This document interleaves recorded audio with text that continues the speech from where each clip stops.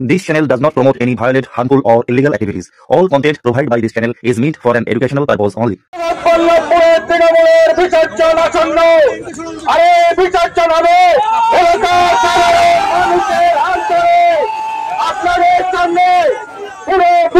আপনাদেরকে অবগত করাবেন আমাদের জননেতা এবং বিরোধী দলনেতা মাননীয় শুভেন্দু অধিকারী। কন্যা সুরক্ষা যাত্রা ডোমজুড়ের কাটলিয়া থেকে সলভ বাজার পর্যন্ত কয়েক কিলোমিটার পায়ে হেঁটে মিছিল করলেন বিরোধী প্রাক্তন দলনেতা শুভেন্দু অধিকারী।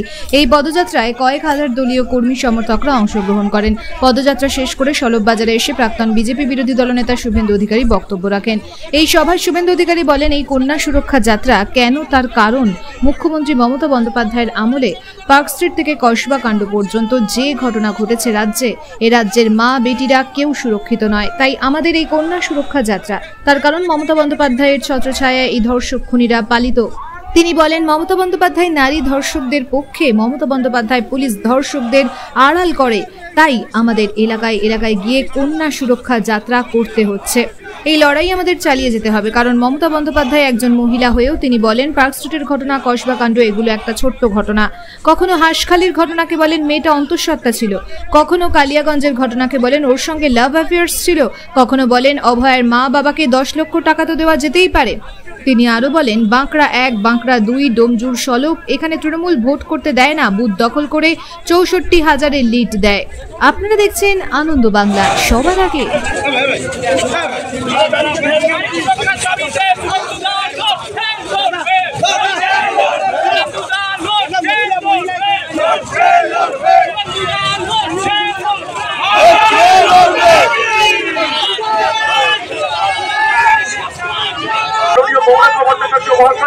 আমরা আহ্বান জানাবো পশ্চিমবাংলা রাজ্য সম্পাদক সরবের পূর্ণভূমিতে আহ্বান জানাই মাননীয়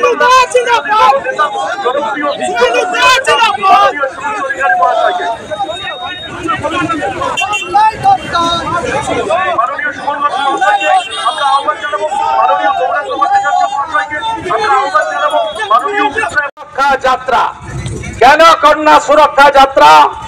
তার কারণ মমতা বন্দ্যোপাধ্যায়ের আমলে পার্ক স্ট্রিট কামদুনি হয়ে কসবা গার্লস কলেজ পর্যন্ত এই রাজ্যের কোন কন্যা, বেটি, বোন, দিদি, মা, মাসি, কাকি কেউ সুরক্ষিত নয়, কেউ সুরক্ষিত নয়। এর কারণ হলো মমতা বন্দ্যোপাধ্যায় ধর্ষকদের পক্ষে, মমতা বন্দ্যোপাধ্যায় নারী নির্যাতনকারীদের পক্ষে, মমতা বন্দ্যোপাধ্যায় তার পুলিশ ধর্ষকদেরকে আড়াল করে। তাই আমাদের এলাকায় এলাকায় গিয়ে কন্যা সুরক্ষা যাত্রা করতে হচ্ছে। এই লড়াই আমাদের চালাতে হবে।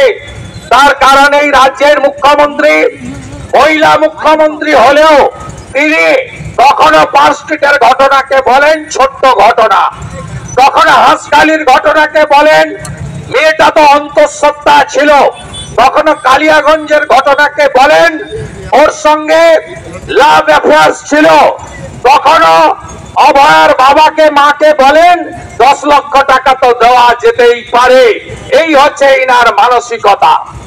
শুধুমাত্র হিন্দু বাড়ির কন্যারা নয়, কোন দিদি নয়, যারা বিরোধী দল করেন সেই মুসলিমদের বাড়ির ছোট্ট শিশু কন্যা সুরক্ষিত নয়। মান্নার মতো ফুটফুটে বাচ্চা মেয়েকে এই সমস্ত তৃণমূল যাদের গুন্ডা তৈরি করেছে, যারা বাঁকড়া 1, বাঁকড়া 2, সলভ, ডোমজুড়ে ভোট দিতে দেয় না কোনো মানুষকে, বুথ দখল করে 64,000 লিড দেয়, কোনো মানুষকে ভোট দিতে দেয় না, তাদের হাতে চলে গেছে, গুন্ডাদের হাতে। এরা আজকে পশ্চিমবঙ্গকে ধ্বংস করছে।